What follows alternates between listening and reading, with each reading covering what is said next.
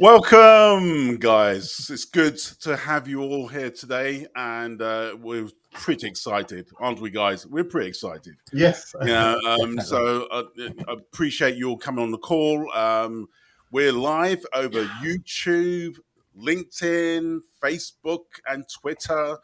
And we're really discussing the sort of importance of, as executive leaders, what do we do about AI as well? So I've got some esteemed guests among us, and I'd just like to just introduce them. First of all, it's Mike Smith from Bittery Barn. Big round of applause for him, please. I know you can't hear him, but anyway, that's no matter. But anyway, Mike is the creative and digital director of Bittery Barn. He's a brand and digital UX specialist, helping businesses and organizations in the UK solve problems with creative design and digital know-how. And because obviously being part of the management team, he leads a small but very talented, experienced studio of creative designers and web developers supported by communications and marketing professionals. Mike has been doing this for a long time, just over 20 years, beginning newspaper, print, publishing, a large media company, and then transitioning over to a leading creative marketing agency, delivering quality digital and creative design and content for big brands across a wide range of sectors. So welcome, Mike. Hope you're well. Thank you, Wayne. Yeah, very well. Thank you. Thanks for having me. And my other colleague joining us today is Tayo Dada. He's Forbes featured. Bless him. Is it 30 on the 30 or 30 on the 40, 30 on the 20? Well, I don't know what it is, but anyway, one of those. Multi-AI patent holder and cybersecurity expert. He's based in London, Tech City. Tayo has over 30 years of experience working in IT, from software development to IT management. Tayo manages an award-winning InfoSec team of experts in IT security and cyber threat management, who are furnished with industry-recognized qualification certifications, including sort of the SEC, normal stuff, SEC, CISSP, ISO 27001, all that type of stuff, Cyber Essentials, CREST, etc., etc. So really actively involved in working with startups and organizations who are aiming to accelerate their growth through innovative IT solutions. And yes, he is one of the industry experts in IT security with a background in hacking. So just don't get on the wrong side of him. And to be fair, one of his businesses is an AI-based business. So, he's got a lot to say around AI as well. So thank you and welcome, Tayo. Hope you're well. Thank you. Thanks very much. Good. And for those who don't know me, very simply, I run a small organization called W Square Solutions. We help companies to grow, but we work really with boards and CEOs and business leaders and owners, helping them to get to where they want to go, to exit their business if necessary, build a senior management team. And AI is really topical for me because one of my businesses is a healthcare business in the US, which I'm invested in, and that focuses around AI. So we've got some patented technology around AI. I understand it really, really well in terms of the impact it can make in people's lives. So hopefully get an opportunity to share a little bit about that as well. So hopefully this will be very much a time where we will discuss. We can be here for hours. We're not going to be here for hours. It's such a big topic, but let me just set the scene and tell you what we're going to be doing today anyway. So first of all, what we're going to do is really just give you an overview. I want to set the scene, tell you sort of the state of the union type of thing. And then I want to ask 3 questions, and hopefully my esteemed guests will be able to help me through this process. And the first question is, what are the threats to businesses that executives should be aware of? Secondly, in terms of what boards should do to understand the risk, and to more importantly, to mitigate the risks associated with AI. And finally, what are the opportunities a business could do in creating competitive advantage by using AI? And maybe hyperbole on this title, but I kid you not, this is going to be a game changer for a lot of people in terms of setting the scene competitively in their particular sectors. So it'd be nice for us to just chew the cud on that. As you'll see, whether or whatever platform you are, YouTube, Facebook, LinkedIn, and Twitter, you'll have the opportunity to put any comments, any questions. I've got my lovely Anne-Marie be able to pick those up for us as well, so we can make sure that if there any relevance within what we say, love to showcase those on today anyway. So So yeah, please use the chat effectively as well. Or even just say hi to make sure that we know that you're there as well. Just put hi in the chat as well. So, but anyway, enough of me wittering on around those intro, and yeah, let's get on and get the party going, as they say as well. So, couple of slides here very quickly, and really entree in terms of it. This is a Spike Jonze, who's an American director, and he says, by far the greatest danger of artificial intelligence is that people conclude too early that they understand it. And I think, we take that at our peril, really, feeling that, we've got it under control, that we know what we're talking about as well. So it's really, really important that we get our head around some of the elements and nuances around that as well. And the one person that you know and love is Elon. And he says upheavals of artificial intelligence can escalate quickly and become scarier and even cataclysmic. Again, a little bit more hyperbole in that respect, but yeah, I mean, if we look at the extremes, there's potentially there's some things there that could make this really, really a difficult subject to play around with for governments and for businesses and organizations as well. So just bear those two in mind as we go through the presentation as well. So the first thing I want to really talk about is the sort of terminology, just give you a sort of sense on what we are talking about really today. I mean, AI has been around for a long time, so it's not since really even the advent of social media tracks what you do. It gives you information in relation to things that you want to see, the cat movies and other inappropriate movies, but anyway, a lot of stuff around those things that you are interested in. And so you have an algorithm behind that just logs what you do and what you see, how long you see it, whether it's relevant or not, and they keeps on feeding you the same stuff. This is the business model of these social media companies, where they use psychology and the means of giving you that dopamine fix on a regular basis to just feed you what you want on a regular basis. That's all driven by AI. So it's AI from the Google Maps showing you the best direction to go, through to the chatbots you may see on the website where they ask a question. They know what those type of questions, typical questions that they get. They have generated a typical answer on the back of that. So it's really focused on a specific, singular or limited task, and image recognition, those sort of things. You know what the image is. You use computers to distinguish whether that image is what it is saying or it claims to be as well. So no real awareness, consciousness, or ability to think. Really sort of binary in an approach in terms of what we in the field called narrow AI, or AI as what it is. What has been the game changer over the last year or so, certainly 18 months, but more importantly, commercially over the last 3 months, is this element of artificial general intelligence. And that's where you're looking for computers to start and think and act and behave like humans. So the rationale, the thinking, the able to solve problems are done intuitively by themselves largely with little input whatsoever. And that's the element and area that we're going to be talking about today, because there's been some incredible developments over the last 3 months commercially, which has meant that we are into this territory in a big way. And it all started off in 2016 with these two guys, Sam Altman, Elon Musk, and probably a few other investors, creating what is known an organization called OpenAI. And again, I think Musk had this sort of philosophical element where he wanted to ensure that the development of AGI was controlled and in a manner that was probably shared more widely across the globe. His founders had other ideas, and as a result, they sold their business to Microsoft, or not sold, they sold part of the business to Microsoft for £10 billion. It's made the business 300 billion valuation. So they sold out to that. And as a result, Microsoft has taken OpenAI and actually utilized it within its system. The competitor that's running really close behind it is Google's Bard.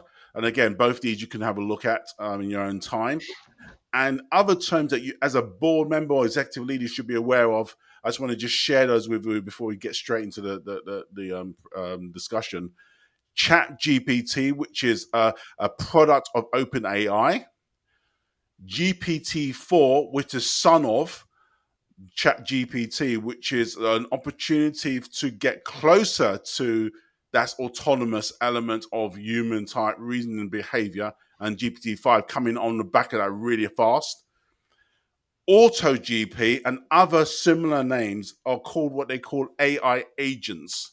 And what that is that these are software platforms that utilize the basic tenets of ChatGPT or GPT-4 to create automatic activities. So they would, for example, you may tell this particular program, go and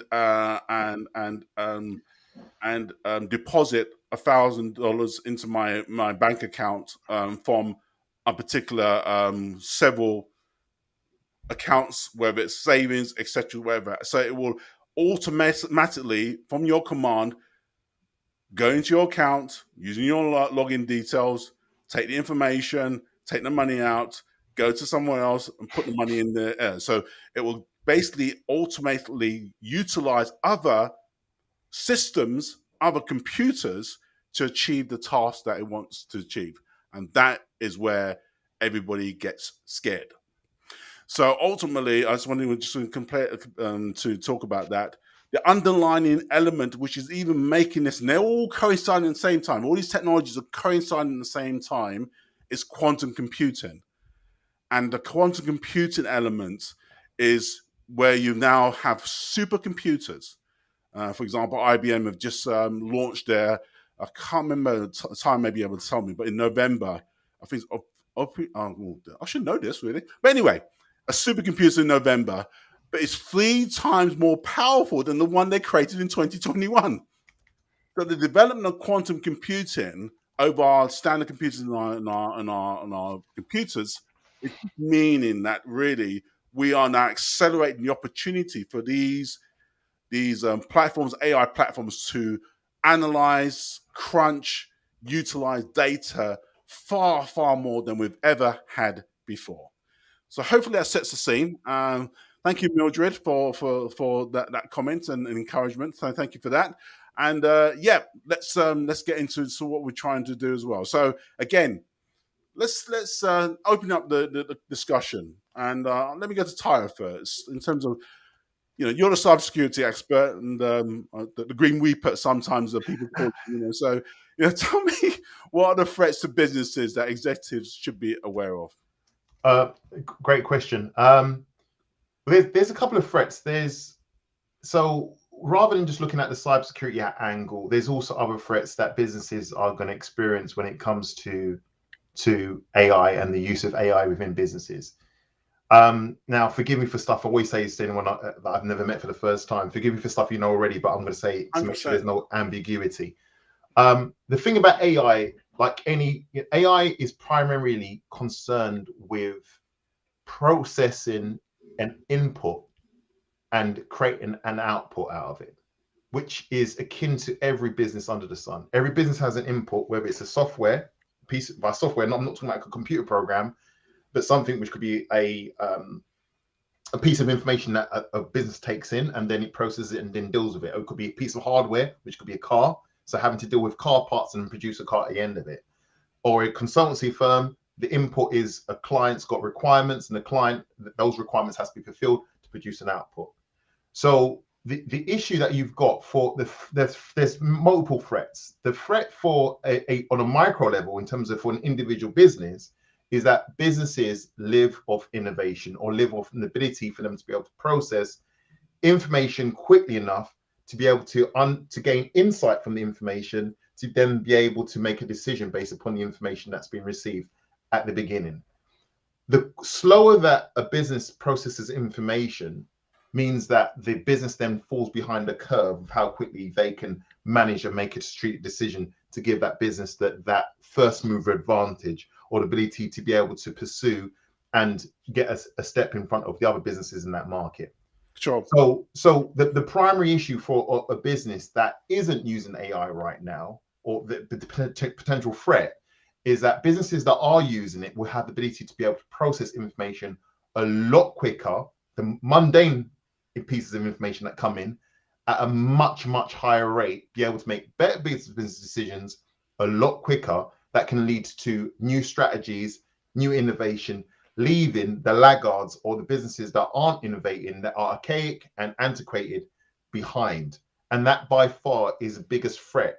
So there are micro threats to individual businesses, but on a macro scale, there are threats around, we talk about cybersecurity threats, because currently, as a cybersecurity tester and running a cybersecurity firm, the easiest way to get into any business in terms of infrastructure, break into a network, is not through the hardware, but through the people, which we call social engineering attacks. So if everyone's I think everyone under the sun has received an email saying, please, could you click on this link? I've got something, or you might have an invoice that needs to be made, paid to, which if sometimes you open that email and before you know it, that person's now got access to your machine and the data within your network. Remember, from a cybersecurity perspective, a hacker has two motives.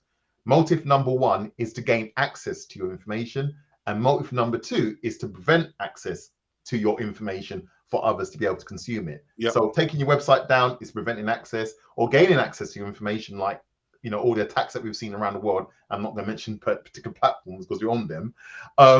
Most of these platforms have been broken into. Now, they've been broken into not by using social engineering or using methods like a phishing email, which someone opens and before you know it, that a piece of software jumps into a machine and causes issues.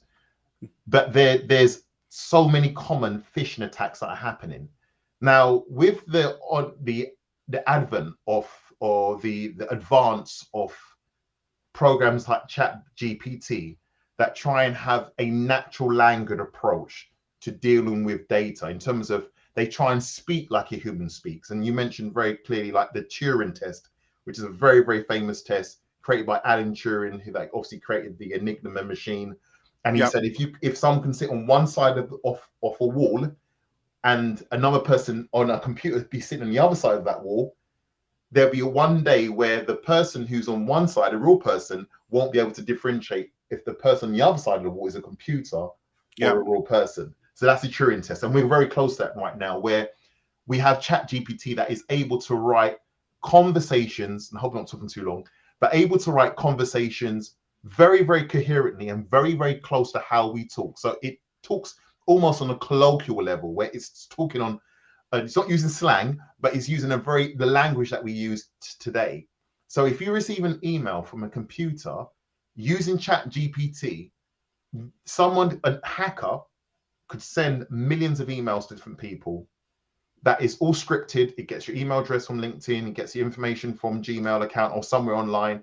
It constructs an amazing email that looks really, really good. It looks at all the data around you on LinkedIn and on other platforms. Works out, okay, you're a professor, you're a doctor.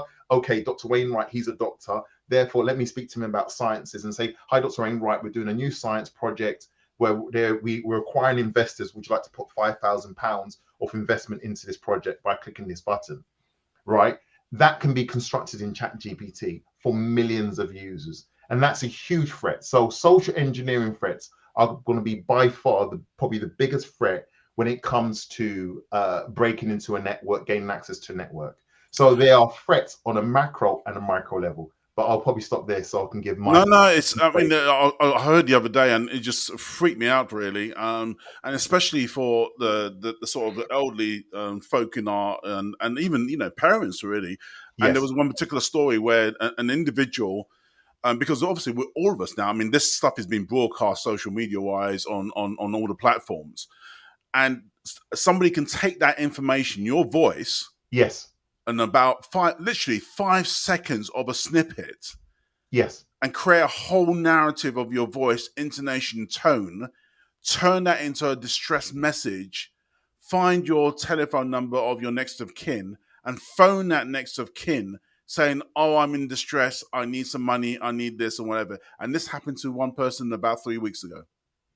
Yeah, absolutely. I mean, the speed at which like, it's a process at the end of the day. So Sure. the fact of the matter is, someone's created a script or piece of software that will say, okay, right, based upon this information, take this name and move it into this column, find information about that person online, and create this information really, really quickly and create an output. And before you know it, that happens. So it's an absolute nightmare. And that is definitely and unfortunately, not all old age pensioners, bless them, God bless them all. Yeah. But we're at a level now where the Turing test is being passed for different people that aren't as savvy on potential phishing emails that are coming through, where they can't work out if it's a human being or if it's actually a computer that's speaking to them. Okay. Yes. Of interesting. And what about you, Mike? What do you sort of see the sort of threats coming through? Yeah, so obviously everything Tayo just said, I completely agree with. There's the micro and there's the macro.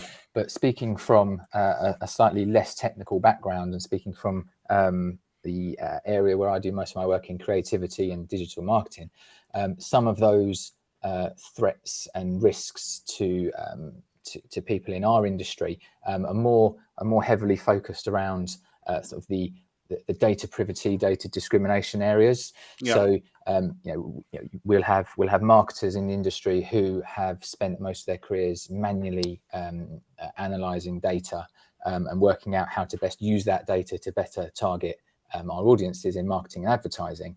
Whereas the rise of things like ChatGPT and similar AIs, that data can be analyzed at the click of a button. So it's a bit of a double-edged sword. One may see that as a benefit, that you can actually analyze that data so quickly, but business leaders will have to be aware that data, you're putting that into, like Tayo said, you're putting that into a system, into a process, and that data could be sensitive data, and you're quite willingly throwing that into an AI that is getting increasingly more capable, and you don't know where that data is going to go, or how that data might be used for other things. So there is definitely a risk around what you feed these AI systems in terms of your data, and there's a discrimination risk that goes with that as well. So these AIs, they're not self-aware, they're not human beings yet, and everything they give back to you is based on data, based on stored data, historical data, and that data might actually still be inaccurate, and not inaccurate as in it's purposefully false, but it could be based on a particular period in time and have a bias attached to it. So what we'll see is with the greatest of intentions, marketing professionals and creative professionals might think of these as time savers, and in fact they are, but it's being aware of what risks those time savings generate as well, because the automation elements of AI, which is probably the most immediately useful element to some of those mundane tasks that Tayo you mentioned. Things like summarizing your notes from a meeting is incredibly useful, but you've got to think about what you've written in your notes before you actually ask it to summarize it. So there is a risk there to be aware of.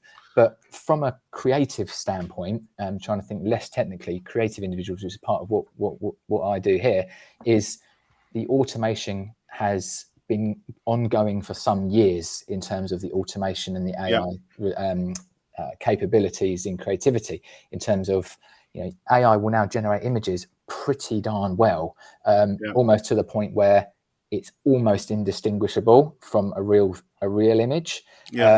So the time that we used to spend on searching for the right image for the right creative campaign with the right type of demographic person in it, in the right situation for the right personality, you can feed that all in to an image search now, and the AI will do all of that legwork for you. So yes, it's a benefit. You think, oh, fantastic, brilliant. But what we'll find is it will only do that based on the data it has. So that's a fair point, in fact, because in terms of sort of biases and elements as well, because if you look at the different platforms, ChatGPT as well as Bard takes all that data from the internet. ChatGPT takes it from Wikipedia and a whole group of different technical text type farm data. So you've got two different activities that you rightly point out, potentially giving you different outcomes in terms of thinking or whatever. So it's really expressing the world view of what's out there at this moment in time and taking that bias and giving you the answer. So, you know, I do see absolutely, I totally concur with that. You know, the real issue with that, certainly if you're trying to give advice and different things around some of the data that you're receiving. Yeah, 100%. And it's the you know, the biggest risk that's attached to using those kind of services to save you time is that over time we're going to start to see that drop off of the human element that went into that in the first place. Yeah. So you know, as human beings, you know, we have emotion, we are unique, we have personality, we can use our imagination, we all have different cultures, and it's going to take time for AI to start to try and replicate that. The risk is if we use it now for the wrong reasons, that human touch will be lost. Yes. And that's one of the biggest risks to someone that works in a creative industry, because you'll start to see the same things crop up everywhere, and we'll start to notice them as human beings. We can see those nuances, whereas the machines can't yet.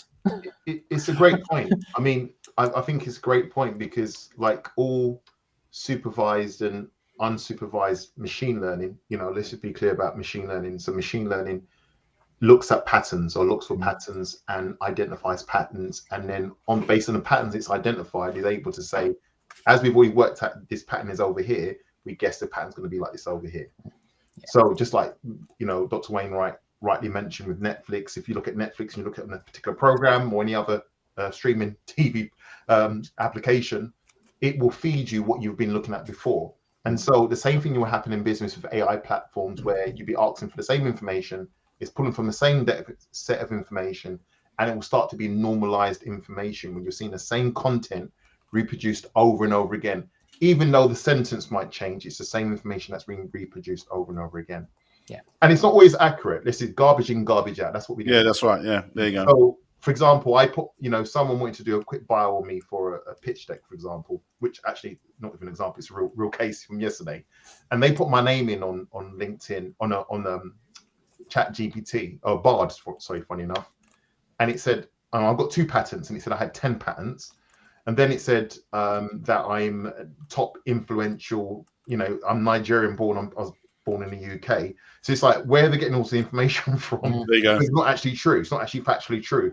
And so the great thing about being a human being is not only can we innovate, where we have a level of randomness that computers don't have, but also the ability to make mistakes is actually a very important, essential part of our well-being. You know, we created Bake-Off foil in the first, you know, space shuttles. You know, Bake-Off foil was created from the first space shuttle because for material that didn't quite work out. So it's like that, you know, even our mistakes actually make us human. The ability for us to do something that isn't symmetrical, these things make us human, make us a human being. And it's these differences is what businesses are looking for. Niche. They're looking for differences as opposed to sameness.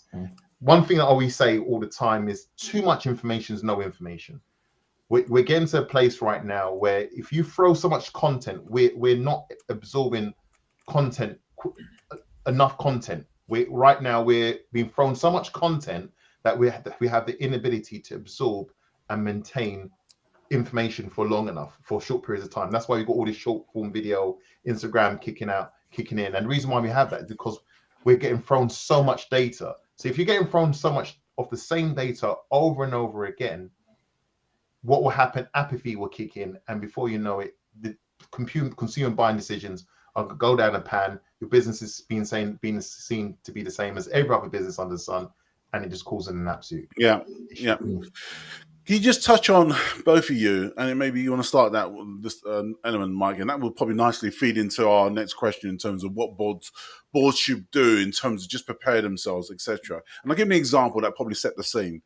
So, as you well know, a week ago, the first driverless bus was taken into account. It's a AI-driven bus, driverless, and it obviously drives down the road, etc. You have a situation where basically the bus may be in the town centre. It's coming across a situation where it has to maneuver to escape hitting an old man in the road. However, that divert means that they probably plow into some kids on the right. The computer knows those two groups are existing at this moment in time. It has to make a decision. So you now create this element of ethical framework around the AI to allow it to make the right decision for you. What's your view around the issues around that for businesses and as well as anything else in terms of creating these type of products going forward? Yeah, it's the ethics of it, this ethical use of AI.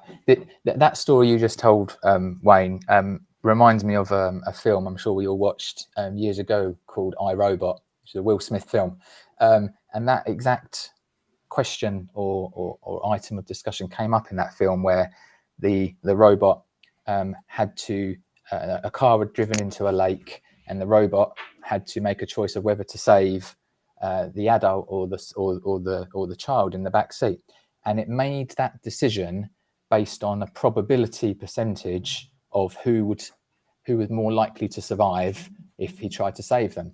And the robot in the end saves the adult, doesn't save the girl, and the girl goes down with the car.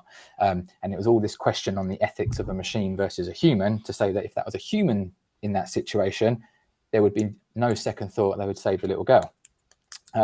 Because ethically, and that's what us as human beings would be told, to save the youngest over the oldest. So when we pose the use of what are the ethics behind AI, the way a machine or a program will approach that would be statistically and based on data, whereas a human would approach it based on emotion and emotion. Generally, I would say it's probably not much 100%. More than that. So how we translate those kinds of deep questions and deep storylines into what we do as business leaders and people running organizations is that AI use will only increase in what we do, and it's down to us to pay attention to what the ethics behind that use is and make sure that it's being used correctly and it's being controlled. This is one of the risks I was going to mention just earlier on, is that if you just let it run rampant, you lose control of it as users rather than people generating these programs and software. But it's making sure we put enough priority on how it's being used as much as what's being used. No, 100%. And from your perspective, Tayo, it really means that the culture and values has to be really clear in our organization, because we let these agents loose with our people. Then ultimately we're banking on them to make the correct decision to ensure that those autonomous elements get the right information in an ethical manner. I'm not saying that we all should do this, but for example, you say, well, transfer £1 million from NatWest into my bank account. The AI will go off and use whatever systems, phishing, whatever it is, because there's no more framework to say, oh, I shouldn't do that, I shouldn't do this. Eventually con somebody, get the money, and then deposit in your account. It's just following a set of tasks and commands. That's all it is. I mean, I think it's a great point what Mike Smith said about that. So sorry, I keep almost referred to Mr. Smith, thinking about the Matrix, but let's go with Agent Smith. It's great.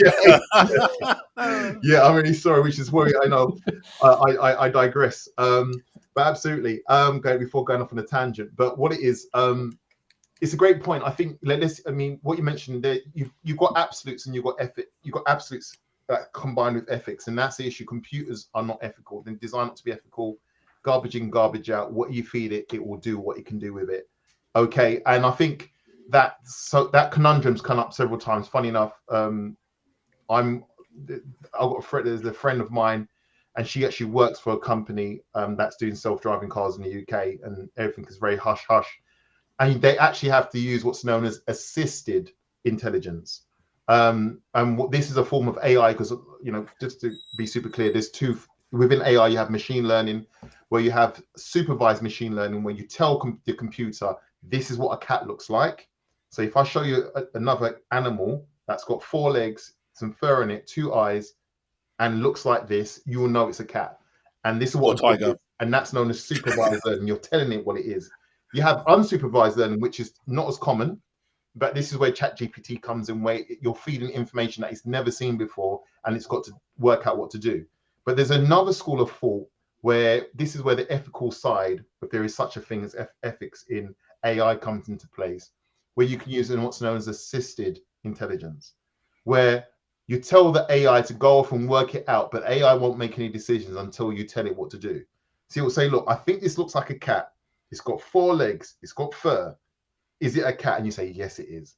So what will happen, that will store that information after a period of time. You'll say, you will get to a point in time where you tell this AI platform what is a significance of an old age pensioner versus a child versus an adult versus a single parent mum or single parent dad. It will basically, there are significance that will be applied to these different conundrums that will come up eventually. And this is the same problem that my friend has had to deal with, to say what is more valuable, an old person or young person in an AI platform that they're building. Oh, it's a total conundrum as well. It really is. It really is. Tell me, guys, about, you know, what your views are in relation to the skills gaps that I mean, because obviously, well, let me take a step back. You know, one of the big things is that this is going to wipe out a whole load of swathes of the job market, left, right, and center. Now, I appreciate, you know, that some of that is to get attention, but there's some reality elements in it. Can you just speak on that very briefly as well? Mildred, I've got your question, and we're going to be answering it in the Q&A, so hold on to that. But yeah, Mike, you want to answer that question first? Sorry, I can't hear you. Sorry, squeaky doors in the office today, Wayne. Could you just quickly repeat the question? No, in relation to the skills gaps, in terms of, one, there's a narrative that says that, you know, AI is going to wipe out whole swathes of, you know, jobs in our sort of, you know, white collar type, well, not white collar, more blue and white collar elements as well. You know, sort of the basic elements of activity and task. So that's a big issue for a lot of it. But at the same time, you've got the other aspect in terms of the skills gaps, in terms of people understanding and knowing and able to apply going forward. So what should boards do to address those two things? So it's broadly split into two areas, I think, and this won't go across all sectors and all jobs, obviously, but I look at it in a positive and a negative light. If you look at it from two different angles, you get two completely different answers. So if you look at it as from a negative point of view, it's easy to say, oh my God, this ChatGPT thing is amazing. Look at what it can write. What am I going to do? Because my job is actually to write content for blogs, for example, or it's my job to write content for websites. And look, there's this system that all you've got to do is ask it a question and it writes it for you. It's easy to get into the mindset that that's it, that's my job, dead in the water, it's gone. But if you take the same view on it from a positive light, you could look and say, well, yes, it might write content for you when you ask it a question, but is that content really as good as what I can write as a human being? And can it handle nuance? Can it research to the point that a human can, in terms of, can it research live in terms of being in a situation? So you could look at that. If you were a copywriter or a content writer, you could spend time within a client's business or within another organization, meeting its people, learning about the organization, getting under the skin of their values and their culture, so that you can write content that truly is for those people. Whereas with an AI, it can't go and visit that and learn all of that the way a human being can. So it's making sure that when we've got especially younger people coming through into organizations like ours, for example, is they will be more clued up on this than perhaps older generations might be. And it's making sure that the skills that they are bringing in with their understanding is making sure that we pass those skills on to the and other members of those existing teams that have perhaps been there for a number of years, and making sure that everyone is educated more than anything on what these platforms are, what they do, and what they should be used for. And if you take tasks like I don't know, let's just say it's you want to write a piece of base content for a presentation. Let's just say Wayne, that you asked it to write some content for you for this broadcast. It would do that, and it would probably save you a bit of time, because it would probably give you an outline of what it is it thinks you should do. But it's always going to take you to be able to make it yours, rather than AI. So, in terms of teams and upskilling, it's an education process. In my speaking notes here, I've written educate, because that's really what it is. It's just making sure that you're constantly learning, because this journey that we're all on now through AI, it's just going to exponentially get faster. It's natural that it's going to go that way. So let's make sure that we're using it to our benefits without losing the human part of it, because the human part is so important in keeping businesses unique. So like Tyler said, garbage in, garbage out. Everyone's going to end up saying the same thing all the time, and human beings of this world are going to eventually notice. And absolutely, I think there's awareness in our businesses are going to be so key as well. Really conscious of our time. Thank you, Deborah. We got your question. We're going to be picking that up a little bit later on as well. She talks about how do we educate young people to prepare them for an AI-assisted workplace. It's so key, really. Let's look at that a little bit later. I want to just finish off in terms of our 3 questions in relation to the bit in terms of what businesses could do to ensure that they could use this thing as a means of competitive advantage in the workplace. And I appreciate, I know some people may be thinking, well, it's an opportunity to clean out a few deadwood here and there. But I'm not talking to those people. I'm talking to the people who really want to use it to add value to customers and what customers do on a regular basis. So take the question first, Tayo, in terms of what you believe, couple of examples where you believe that if people utilize this really effectively, they could really have a strong competitive advantage against their competitors and enhance their relationship with their customers. No, absolutely. I think it's an amazing question. I'm always a big believer in computers not replacing but assisting.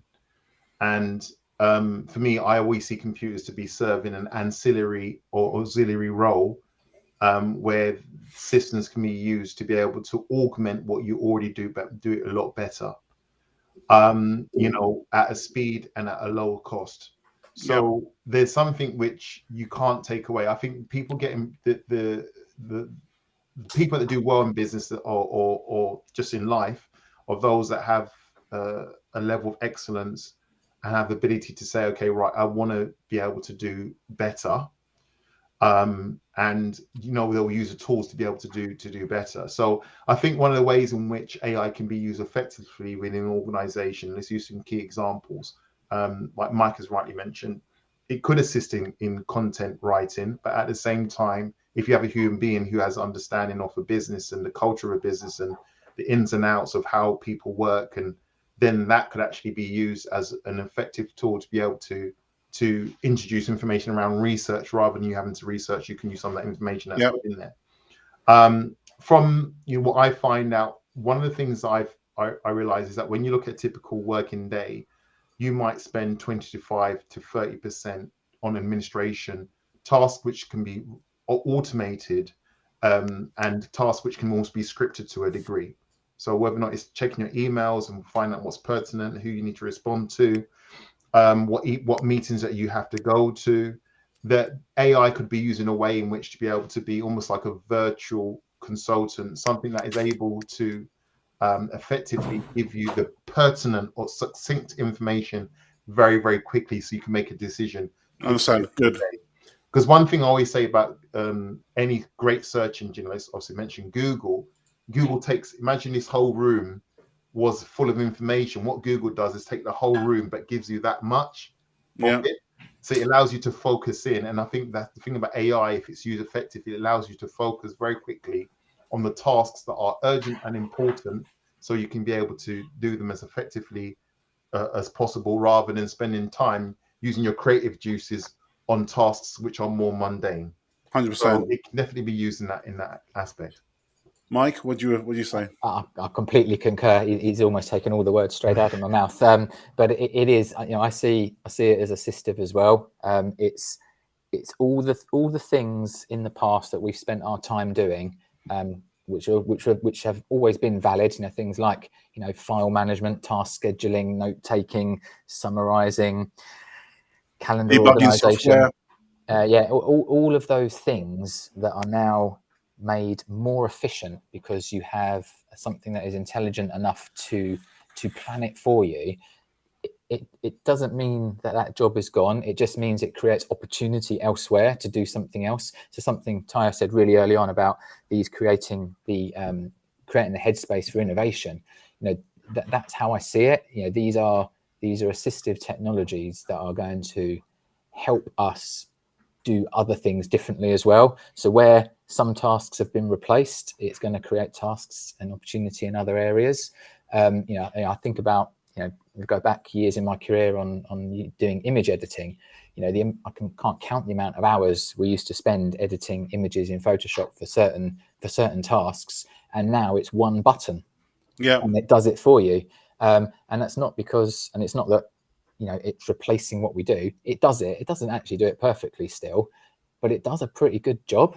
And what that does is that then frees us up to do something different in that particular project, rather than spending all our hours editing images, which is a benefit for the clients at the end of the day, because they actually get a better output from us, because they're not paying for all those hours of manual labor that we technically don't have to do anymore. We can use those hours elsewhere. Cool. Let's answer a couple of questions. Conscious of our time. I mean, we could be here for hours. I mean, gosh, it's just an incredible topic. I'm just going to just talk to Millie's question first. It says, what about when it malfunctions as in iRobot? The impact could be huge. Example, healthcare. Well, let me answer that, because I suppose that's my background as well. And yeah, absolutely. This is where the ethics and culture is really going to be fundamental in terms of how you deploy any AI type of assistance in relation to diagnosing, screening, every element of that as well. Because all these agents, ultimately, you just tell them what to do and they go away and do it. So you've got to set the framework around that decision-making process going forward. I think what people are saying is that, it's ChatGPT or OpenAI's issue. If they get it wrong or Bard get it wrong, then that's an issue. No. Liability comes back to us as business leaders in relation to ensuring that what we do and what we integrate for our customers and for our patients is correct. Liability is not with anybody else. It's just a tool. If we don't understand the tool and correctly utilize the tool, it falls on us. So it's super important, and happy to pick that up with you afterwards as well if you want to do that as well. I'll let one of you guys pick up this question as well. It's from Deborah, and it's about the sort of young people as well, in terms of how should we be educating young people to prepare them for the AI-assisted workplace. Ty, you may want to just quickly address that from your perspective. Yeah, no, absolutely. I think it's software development is, if whether or not it's the path that someone wants to get involved with, or anything that is STEM related, or the science, technology types of areas where software development is a great way to prepare young people for the future in regards to the market, because obviously we are more heavily relying on equipment and pieces of software that require assistance, upgrading. So if there is an ability to allow young people to get involved in those types of technology. And the great thing also about AI also has the ability to provide really nice interfaces into really deep technology, which we never had when we were growing up. So, we had to go to a book to learn a subject, but now you can go online. There's so much material online, and some of that material is actually produced by AI platforms, funny enough. But this is one way. Definitely education is a great way to look at software development and start to understand the nuances of it. As long as there's a car, there's going to be an engineer, or a mechanic that's required to maintain and manage the car. It's the same with business. So within the business, once you understand, the semantics, the language of a business, try and understand, the processes behind the business, and use technology to try and assist that business forward. So for a young person, I would definitely say, looking at software development, understanding, even trying to get into one language like Python, which is amazing for where a huge amount is used for AI. Learn Python, or learn some type of software development language, or look at a website where you can actually learn how these systems function, because you will find fault and you'll find ways in which you can tweak, and it makes your role a lot more valuable in that business if you can manage that machine that's taking away a lot of processes away from people that unfortunately are losing their jobs, because there's systems that are able to reproduce what they're doing very quickly. So yes, for young people, certainly see if they can start to learn software development or get into software. And I would say, as a software developer, software development is definitely a route forward to almost create a level of future proofing for yourself. Mike, any more thoughts to that? So yeah, as a not coming from software development, I think is, in terms of younger people coming through, the education part of it is very important, because you need to know where this technology came from to be able to fully understand what it does and what it might do in the future. So we'll have younger people coming in through where these kinds of programs and software will be commonplace and normal, but may not know what it was like before. And if we can help educate them in what was, it will help them make those more balanced decisions into whether they should be using it the way they are or the way they've been asked to, which all comes down to ethics again. It really does, and data security. They may think nothing of putting a certain amount of data into a program, whereas if they know what security measures we had in the past, they may think twice. And approach it differently. So it's just about making sure they understand what they're there for, and what those risks might be based on lessons learned in the past. No, 100%. Just to give you some information in terms of some of the things that are available. Really, there's an Alex, and there's similar type websites around where they basically will take students through that learning process using AI, but help them to really focus on their key structures. So we're going to see education changing quite a bit. So rather than there's just this element where everybody needs to acquire whole masses of knowledge, it's about acquiring knowledge for a particular activity and task, and using AI to allow the student to learn on a incremental basis as well, which is obviously a lot more powerful and palatable as well. Just to give you another sort of website that you probably could have a look at, Deborah and others. This is an IBM portal. They're planning to want to train about 30 million people around the whole element of AI and machine learning. It's there for businesses as well. But again, the whole element is that they want people to get their head around these key things, which are going to impact the future as well. And if any of you have not used ChatGPT, it is free. It's incredible. Just play. Please just get your head on around it. Play on your mobile or on a website. And the same with Bard. Bard is at the moment it's still in the sort of beta stage, but it's a similar process. But again, the data set is different. It's using the internet rather than large text data files anyway that ChatGPT employs. So that just gives you some basic information as well, etc. One more question, and Millie's still hogging the question. Bless her. And she goes, AI may lead to inequalities as workforce for manual tasks are pushed out. Nobody wants to go on to higher education. And that is very true. And I think hopefully those tools I've just shown you are examples where you're helping people to have the basic rudiments, because they need to understand the information that they're presented with.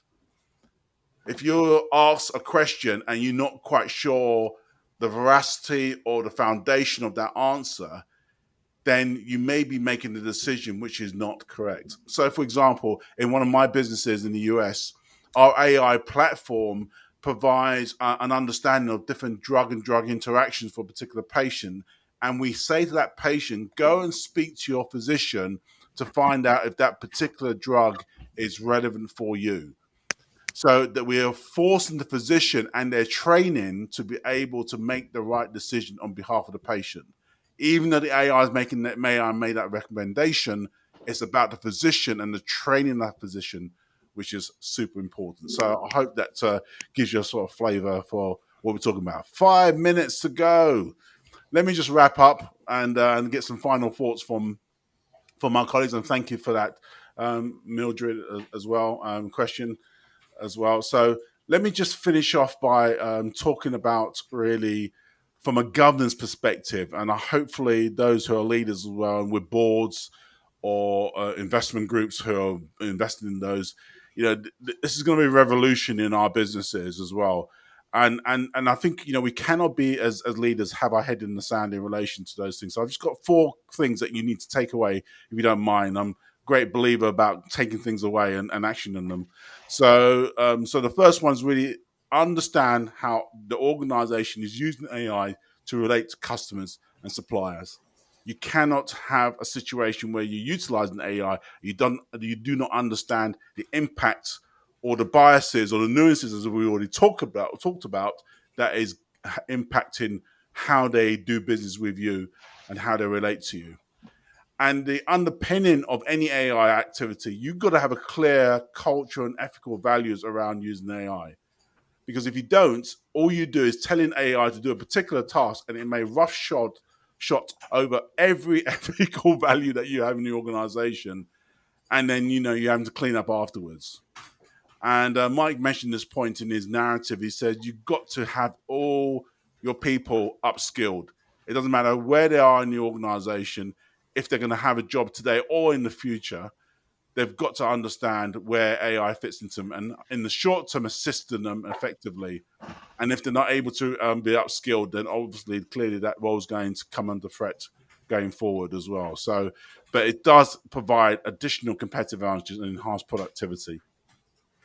And more importantly, as Tyra was mentioning quite eloquently, to mitigate the risk of others against your organization using AI, because they are going to be using these agents to try and get data, information, hack you, raid your bank account, whatever it is, in your systems and processes.